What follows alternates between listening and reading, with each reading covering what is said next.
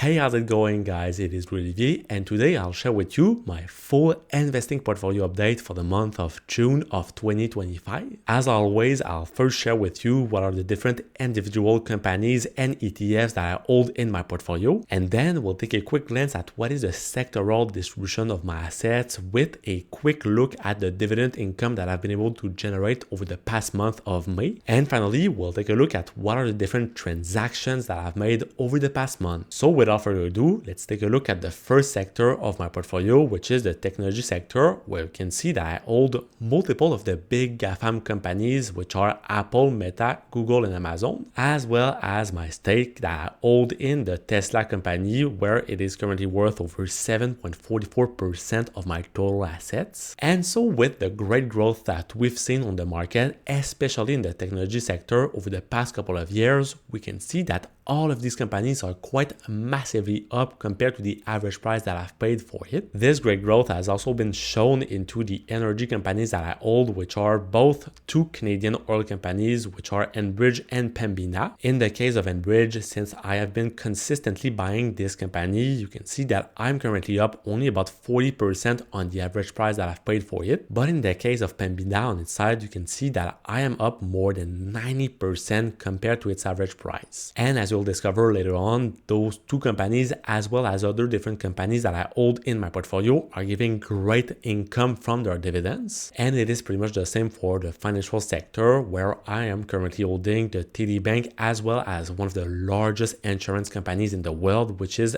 Manulife. TD has been recently distributing their quarterly dividends. However, I am only up about 35% on the average price that I've initially paid for it. But in the case of Manulife, which is also distributing some great quarterly dividends, you can see that I'm currently up close to 120% on the price that I've paid for it. However, despite a slight rebound lately, we can see that in terms of the communication company that I hold, TELUS, I am still down about 14% on the average price that I've paid for it initially. In terms of the consummation company that I hold in my portfolio, which is Couche-Tard, I'm currently up about 30% on the initial price that I've paid for it. In terms of the stake that I hold into the company Savaria, which is in the materials sector, you can see that this company that is notably well known to construct great wheelchair and stair lifts is currently up about 25% on the average price that I've paid for it. And the great thing about Savaria is the fact that they are also distributing some great monthly dividends to their shareholders. Talking about another company that is distributing great monthly income, it is the real estate investment trust company that I have, which is called Ryokan. In their case, however, I'm currently up about 40% on the average price that I've paid for these shares. Finally, for my super small stake in the 5N+ company, which is currently worth less than 1% of my total assets, you can see that I'm currently up over 70% compared to the initial price of $4.68 that I've paid for these shares. Now jumping into the ETF section, you can see that the first fund that I hold is the Vanguard S&P 500 Index ETF with the ticker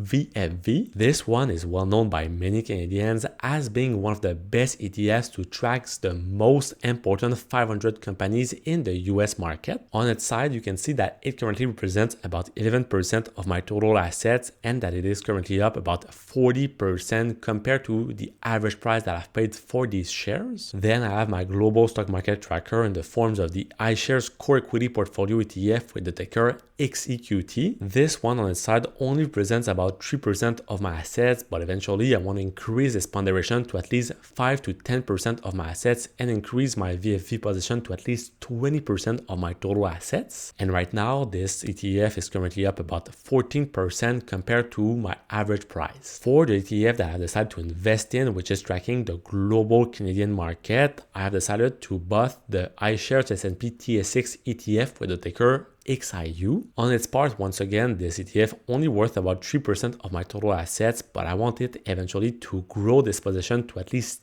10% of my assets. And right now you can see that it is currently up about 21% compared to the average price that I've paid for it. Then I also have a super small stake into the famous Schwab US Dividend Equity ETF with the ticker SCHD. This ETF that is tracking some of the most important and highest dividend payers in the United States is currently up about 6.59% compared to the initial price that I've paid for those shares. And finally, I keep my liquidity reserve into the Global XI Interest Savings Account ETF with the ticker CASH. Basically, this liquidity reserve is used notably to fuel my different real estate projects and to pay different unexpected expenses. And at the moment, you can see that it is only worth about 5.61% of my total assets, but eventually I want also to increase this position to at least 10% of it. And so globally, my investing portfolio is currently worth about $157,000, which represents an upside of over $51,000 or some unrealized gain of over 48%. Obviously, it is important to understand that this gain and losses only represent some upside potential, so some unrealized gain that I haven't yet cashed out, meaning that I have not decided to take this profit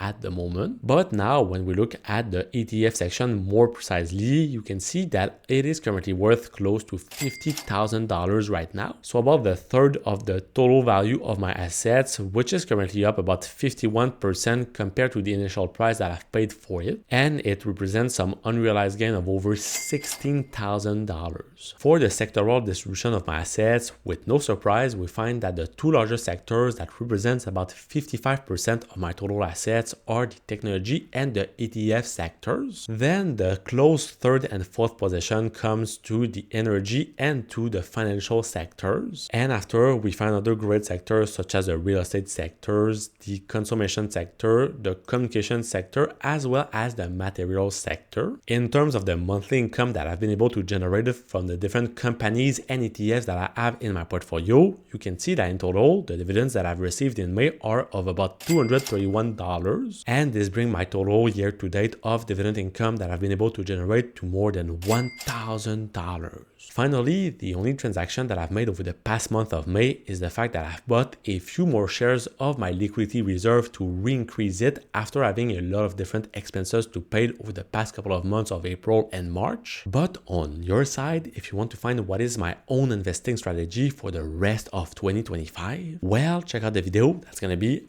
right over here, and I will see you soon. Peace.